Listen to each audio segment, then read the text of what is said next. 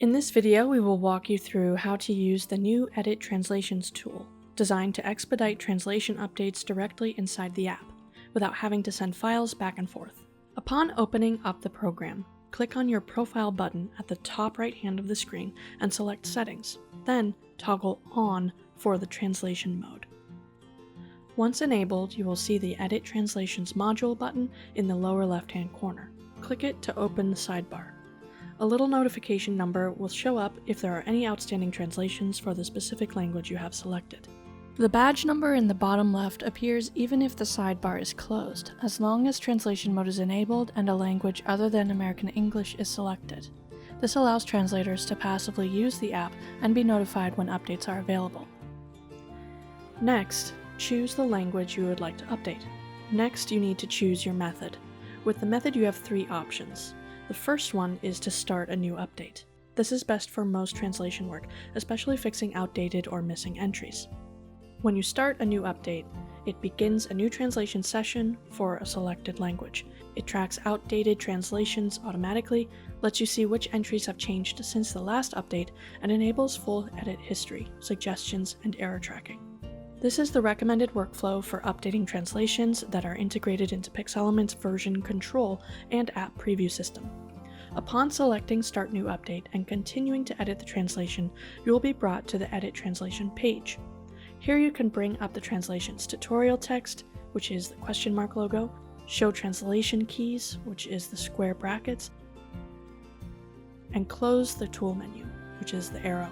Next, you can search for a key or translation and filter whether you would like to search only for outdated translations or all translations. You can also click the arrows button to automatically jump to the first missing translation. Now you're ready to start translating. First, you are given the title of the key and then the text that you are being asked to translate. Enter your translation text in the text box below. If you want to keep the same English translation, you can click the down arrow to automatically enter it into the text box. Continue to enter as many translations as you'd like. At the bottom of the toolbar, there is a progress bar displaying how many translation words or phrases there are still available for you to translate. Please note that if you abort your translation project, no translations will be saved. Upon completion of your translations, press the Complete button.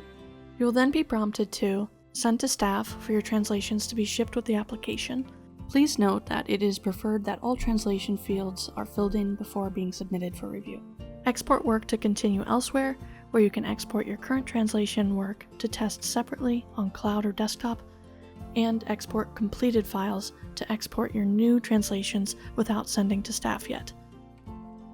Exporting the files will give you a workspace JSON when selecting export work to continue elsewhere, and a JSON as well as an English reference JSON file when selecting export completed files. You can continue to edit this file if needed or re-import it using the translator tool at any time. Upon selecting continue work via import, you are prompted to upload your workspace JSON file that you previously had exported from your previous work session. In our case, it is the Danish translation JSON. So we will click to browse under number 3 to give it our JSON file. Once it's loaded, we can see all of our previous inputs and continue editing. This is best for picking up where you left off from a previous session, especially across devices or platforms, or cloud versus desktop. So the Continue Work via Import selection imports a saved workspace file, JSON, from a previous translation session. It's also useful if you've started work on cloud and want to continue on desktop or vice versa. It also maintains state, edits, and progress from that session. Please note that if the app version has changed since the export, a warning will appear. Your translated content will still be valid, but previewing it inside the app might not behave correctly. Your third option is to import the locale JSON with no outdated detection. This option allows you to load a raw JSON file, like the DA-DK JSON, directly into the app without triggering outdated translation detection. This is not the same as importing a workspace file. The easiest way to generate a locale JSON file is by exporting it using the Export Completed Files option in the Complete menu.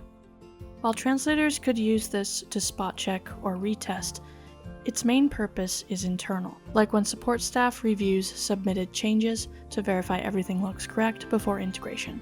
You might use this if you want to edit a JSON file without checking for outdated keys, for example, to retest a completed file or make small fixes like typos, formatting, or minor adjustments. To edit your final JSON file, you would browse for it in step 3. So this will load a raw locale file directly. It does not check for outdated or changed keys, and it skips the usual version diffing and validation steps.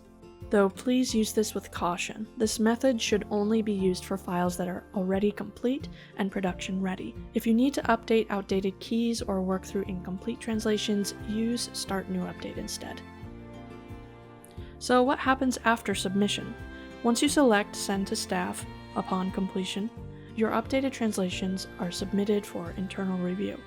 You cannot submit if there are any syntax or formatting errors. However, you can submit partially completed translations, and not every field must be filled in for submissions to go through. Our team will still review everything submitted, including any partially or problematic files, and follow up if needed. Once approved, your translations are merged into the latest application build and will be included in the next update shipped to users.